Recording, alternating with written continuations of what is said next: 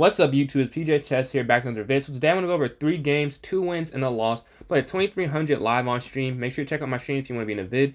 This game was before stream, or actually it was on stream, but it was before I started playing viewers in chat. This was just to warm up when I was playing. And I won these first 2 games. I wanted to show them. One was on time, and one I outplayed. You see the accuracy there. 2400 play like in this one. This one I actually got outplayed a little bit. 2250 play like 2300.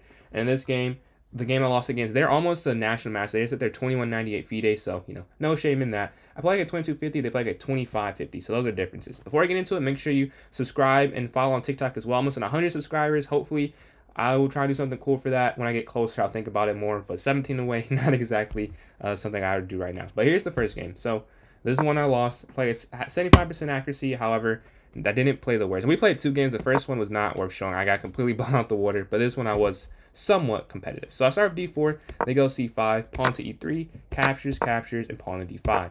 And I have now pawn c3. And I want to start right here because every time I play someone that's higher rated than me, they generally play openings I know, which is even like more of an indication I need to improve as a player. Because when I play people the same or lower than me, they play different openings that may throw me off a little bit, but they don't play openings that throw me off. It's just they are really good at maneuvering their pieces, and I want to get into some of what they did that I didn't see and like while I was playing the game. But here they go knight to f6, I go knight to f3, pawn to e6, pawn to g3. Now this was a mistake, and I said on stream, like I usually don't fiend out on my bishop. I'm not sure what I was thinking here. Bishop d3 makes a lot more sense. I wish I could explain it. Maybe I was thinking just aiming it on this long diagonal. But for that reason, I just doing that. It doesn't make a whole lot of sense. They go bishop here to e7. I go bishop to g2. They castle, I castle. Knight drops back, a4, f5, and rook here to e1. Now at this point, I feel pretty good about my position. I don't love that I fianchetto with the bishop, but besides that, I like the rook is placing there. I control this hole here on e5. My bishop can go to f4 to control that even more. Knight to d2 and queen to b3. All things that I'm thinking of. All stuff that's normal in London. Oh, maybe not bishop f4 because of g5, but this is all stuff I'm comfortable with and I like my position so far. But I go knight here to f6. I go knight b to d2, the second best move. Knight here to g5 was better. Now I saw that. I just didn't think they'd let me take the pawn here. Oh, they may. Oh, actually, how would they have defended that? If I go knight here, because they can go queen up, or I still take. Was that just a free pawn? Or no, 90. Wow, no, 94. Yeah, and then yeah, so I'm about to take. So no, that wouldn't have worked. So yeah, that I did not go there. I went knight b to d2 to get some development. Maybe drop back and go knight to e3. Maybe b4, bishop b2. All ideas that I was thinking of. But the knight goes to e4 anyways. It was the best move. If I would have went knight to g5, and it's the second best move, now I went knight b to d2. I move my knight here to e5. I'm looking to copy what they're doing and go f4, control this pawn, this square here on e5, so I can stop them from pushing it, and I control the whole long term. They go knight here to d7. I capture. This was a huge mistake on the computer. I'm actually winning here. Knight to d3 would have been better, but I did not see that whatsoever. So I take the knight, and they take with the bishop, and I go f4. Now, I was telling you my idea. This is the first time I really went over this game. f4 was not a good one, apparently. Now, as I mentioned, I was trying to stop e5, but apparently it was better to go knight here to b3.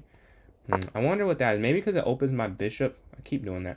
Maybe it allows me to go bishop e3 or bishop to f4. One of these 2 squares. I'm assuming it's what it is, but I did not see either of those, to be honest with you. But yeah. So, no. I spoiled the game. That's not intentional. Wait. You gotta give me I keep doing that. Let me go back a couple moves. Pretend you didn't see that. I see how Gotham does that now. It was a complete accident. I hit like the down arrow by mistake. But anyways, back to the real game. After f4, the mistake that we were just talking about, they go b5, and I push. I was supposed to take, and they actually said in the stream, like we were, typing in chat that I should. It would have been easy for them if I did take. The computer actually disagrees with both of us. I didn't think taking makes sense. He didn't think taking makes sense, but the computer did. So not sure what we were missing. The computer saw if I take.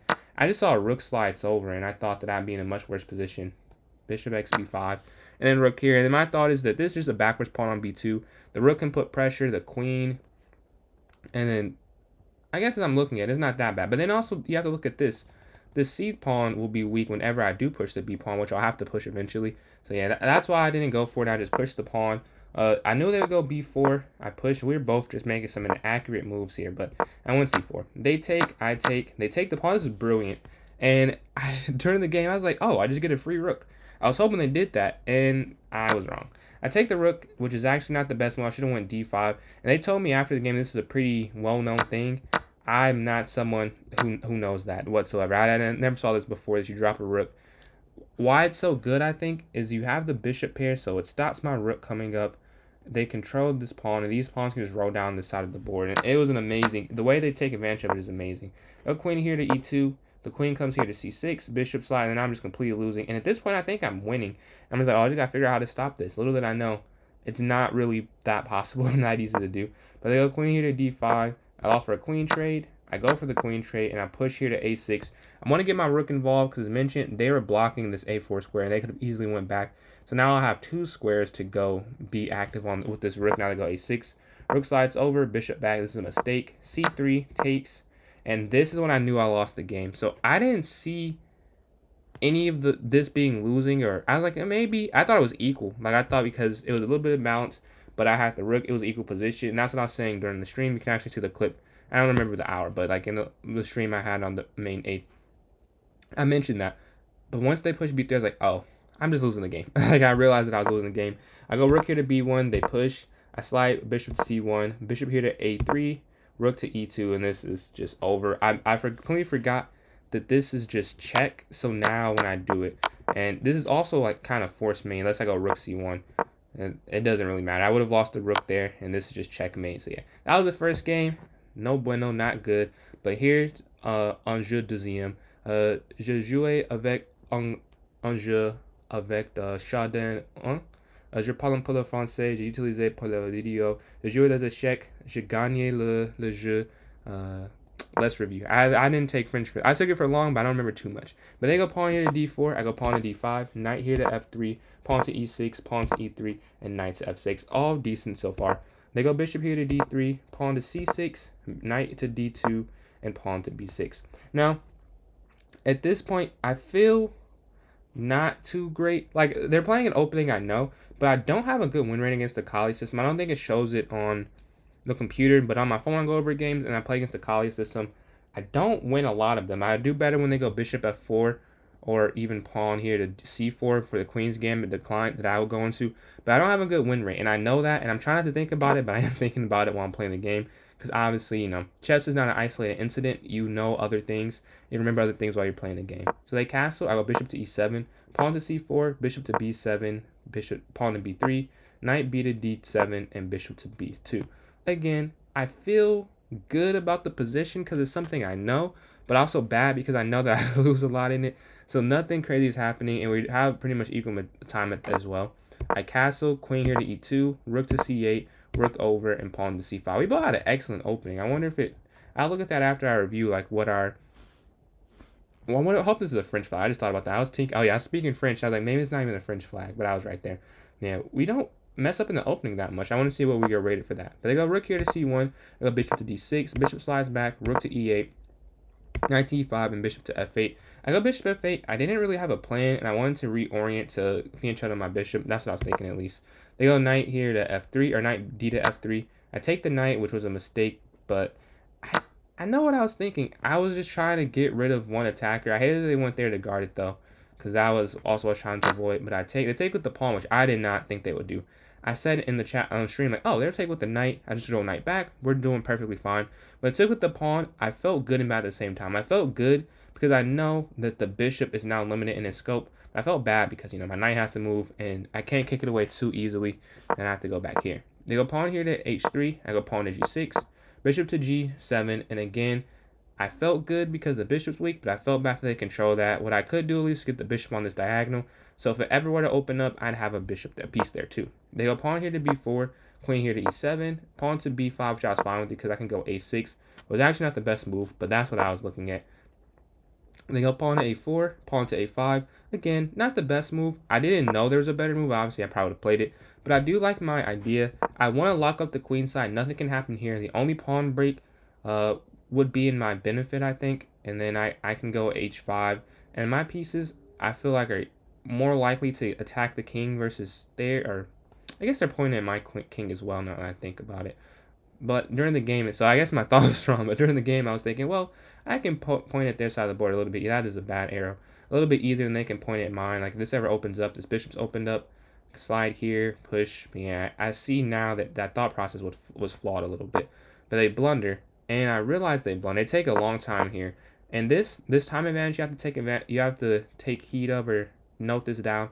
I'm up a lot on the clock, so I do make some mistakes later, and I want to say that I'm pretty honest. If you see my videos before, that sometimes I just mess up. I do make some mistakes later, but I also say, like, while I was doing, like, I'm not going to calculate this. I just want to win on time at this point, and that's what I did. So here I go to d4. So take these next few moves serious, but eventually I do some very questionable things, just trying to make the clock move. Now I'll take the pawn. I supposed to take with the bishop. I didn't see this at all. I thought if I took with the bishop, knight takes, they like it because they have the bishop pair, but apparently that thought process was incorrect, and I should have taken with the bishop. I took with the knight. We trade here. I'm still minus 2.1, so I'm winning, but I don't necessarily win the way you think. They go bishop here to c1. I go pawn to e5. That was a no-brainer to me, and I wanted to go f5, but if you see, f5 really doesn't work. Oh, well, I guess it does work. Yeah. I wanted to go f5, but don't I lose a pawn, though? Because that's why I didn't do it. Is this not just losing a pawn? What? Yeah, okay. So look, I was right. The evaluation changes. You're now -1. I don't understand that. You're -1 versus being... You're minus... On my move, you're minus 1.6. I'm very confused what the engine means by this. But yeah, apparently that... Oh, maybe it's because I'm not supposed to... So, hold on. I want to check one more thing before. It's if I go f5 and they take... Maybe the best move is not to take back, and that's what I'm missing. The best move is e4 instead. Oh, wow. Did not see that at all. You just trapped the bishop. Yeah, that shows where I'm at compared to the engine. But I missed that. I'm still winning, but I could have had much more of a killer blow. I wanted to push f5 this whole time. I'm trying to set it up. And before that, I wanted to go h5 to stop them going h5 themselves and breaking up my pawn structure. They go bishop g5. I go pawn to f6. And again, look, they are almost down a minute on the clock, or 53 seconds, so not amazing. Queen goes to f1, bishop to e6, pawn forward, captures, pawn to g5, queen here, and again, if you see the time here, I'm trying to win on time at this point, so that's the thing about blitz, and really just chess in general, you have to play both the clock and the board, and because it's 5-0, not 3 plus 2, I know that I just have to try and time them out, so I'm going for that. I push. Now this is the move I was talking about, but you see how much time I spent on it. I at like 10 seconds into thinking, like, dude, it doesn't even matter. I'm up too much on the clock. I won't lose anyways. So I'm not saying I would have found bishop to g4, but I am saying I knew g4 wasn't right. I knew g4 didn't make sense, but I just wanted to get the game over. Like, I'm trying to win on time at this point, so I go there.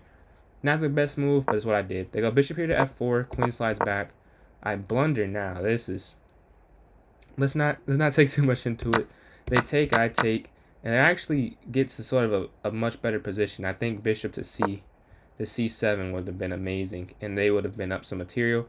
But because I played so well, they ran out of time because they had to think so much. So yeah, that was the game. That was the second game I played to get to 2065. It rolled to 2100, and this is the first one I won where I played an excellent game, I think, from start to finish. It was not that long if I remember. Yeah, it was only 30-something moves. I guess that sounds like a lot, but I've played 80 move games. But yeah, we start the London system. I go h3. Knight here to f3, they castle, bishop d3, knight b to d7, and I castle myself. So, to start off, something I've seen many times before. I feel pretty good about it. It's a pretty boring opening. They go rook here to e8, I slide my bishop back. Bishop c4 is better. Actually, if you're interested in seeing a bishop c4 game, in my most recent, I guess, my second most recent video once this is posted, the hour-long IRL, I have a game where I win going bishop c4 against a 1900 USCF blitz player. So it was a very fun game if you're interested in that whatsoever. But they go pawn here to e5, bishop here to e2, they go pawn to e4, knight d2, pawn to d5, and pawn here to c4. I'm trying to chop at their central space, and c4 was a move of reflection for me because I usually go c3 like kind of automatically, but I looked at this position and said, okay, c4 is better, so I think that was a nice kind of improvement for myself. They go c6, I go c5, which, oh, I remember how I win this now. c5 was not a great move. I was trying to lock in the position, but I was wrong in that. They go b6, I go pawn to b4, and this is where the game flipped, because a5 actually is a very nice move, but they don't go for it. They push, and this one I knew the game's over. Go knight here to c3. Now I know this is a miss. I saw a4. I think it's a similar thing still. Going knight to c3, but they go knight here to f8. I still get a4, and so it's fine. They take. I take with the rook. Now it's actually. I keep doing that. That's the second time I've done that this video. Please pretend you did not see any of that. Yeah. I push. I take. I double up on the a file, and now they have to lose the pawn. We trade material. Slide my rook here. And eventually I realized I have to give this pawn back. Oh no, I would have had to give the pawn back, but I stop it. I slide my rook over here because we exchange on this. If you don't see why, I think I'm rambling a bit. If you don't see why they have to move this pawn, it's being double attacked. If they go here, it's still being triple attacked. So they just push and try to trade on their own terms. And I win some material here. We queen trade, and now I go rook here to a1, anchoring this pawn. They can't move their rook up because the bishop there, which is why they go there, move their bishop there, because bishops can trade with each other. I take, they take with the rook, and I bring my bishop to c7 to guard it, so my rook can move freely to wherever it wants to go. They go knight here to e6, bishop to b6, as I mentioned. I'm trying to anchor this pawn with the bishop. Move their knight here to d7, slide my rook over, so if they do take, I can take without it falling. So say, if I were to just go here, this is like, yeah, this is a blunder. I can't. It's because of, yeah, knight e. No. Knight e x c5, bishop x c5, knight x c5. And then if I were to take, then I lose because of this. So yeah, that's why I decided to move my rook over. So nothing could happen with that pin. They go pawn here to f5. I drop my knight back to go knight to b4. Knight b4, as I mentioned, there's nothing that's going to happen once they go f5. I take this pawn, up 2 pawns now, they take, and this pawn is just saving my position. The knight can't get in, nothing can happen, and they go bishop h6, I think. King f2, king here, and there, even though it looks like this is so weak, this f2 square, the only way they could get in is bishop, bishop, rook, and by the time the bishop gets to h4, I could just slide my rook over, so they can't really do anything. I give a check, take some more material, and they resign here. Now, maybe they could have played on, but, you know, down 3 pawns, 3 passers, bad. They have no way to get on my side of the board on any square, and they decide to resign. Thank you guys for watching this video. I hope you could enjoy and get something from this. If you want to keep up with my content and my streams, subscribe. Check out my TikTok under the same username, same profile pic, so you can't miss it, and have a good one.